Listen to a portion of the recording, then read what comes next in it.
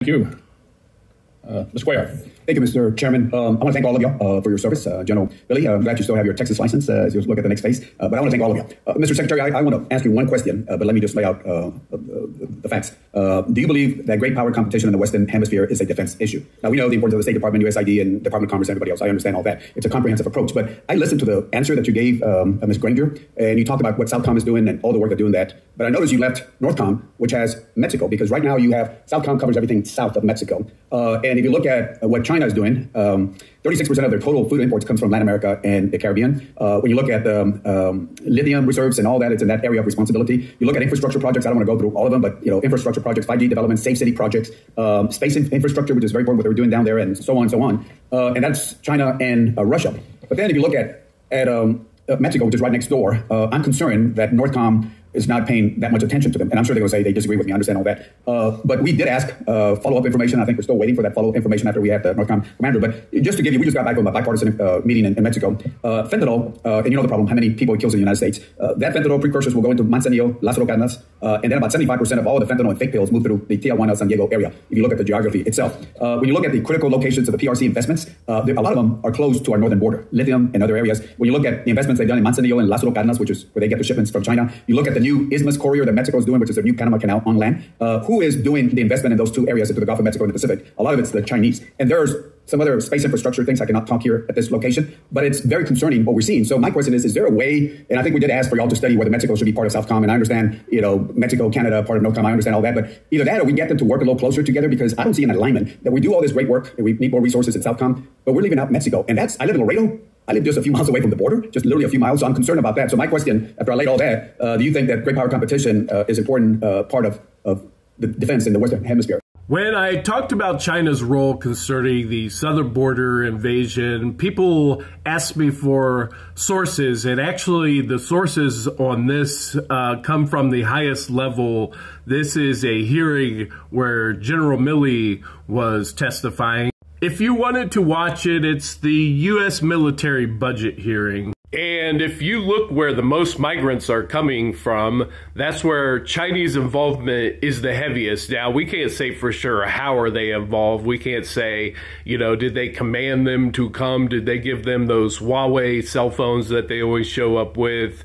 Or is it more of an indirect effect where people are fleeing from socialism, communism, and seeking freedom?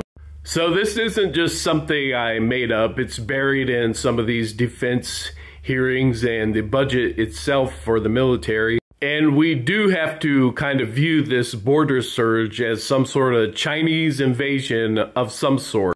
And it's my belief that if we don't change our focus quickly, we could see the day where Chinese tanks are knocking down that border wall. Now, I've talked a lot about phase one of CUCOR, which is destroying the cartels, creating a safe zone in northern Mexico, protecting our U.S.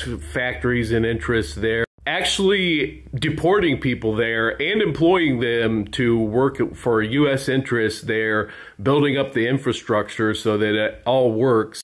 Just imagine how powerful this is. We're supporting all these 2 billion people who come into this country in expensive U.S. hotels and, posh real estate in New York City. Imagine all 2 million of them are building the border wall. What kind of wall do you think we would have? It would be more powerful than the Great China Wall.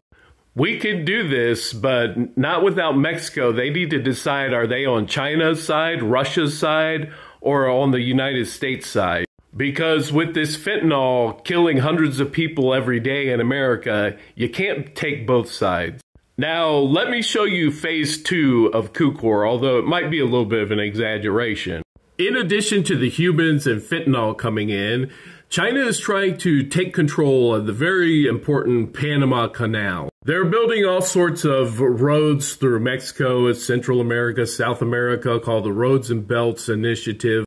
If you know anything about military strategy, people build roads not just for commerce, but the main application is for military. So we have to really seriously consider the threat of Chinese invasion at this point. We need to contract a lot of our military operations and completely focus in Central America. This will be an extremely important buffer zone to combating a Chinese invasion. We have the very important Panama Canal there. And not only that, this is where the most people are coming from: Venezuela, Cuba, Nicaragua, Guatemala, and Ecuador.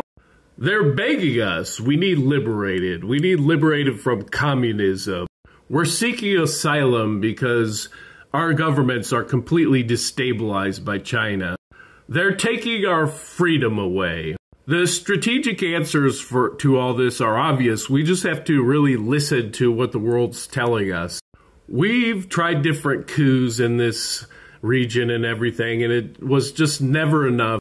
Enough's enough. We need to go in fully with our military in this region. This circle might be a bit of an exaggeration and everything, but the concept of it is critical and imperative for our survival, unless we want to see the day where it's not just cartels smuggling fentanyl into the U.S. and human trafficking people into the U.S., but full tanks invading our southern border.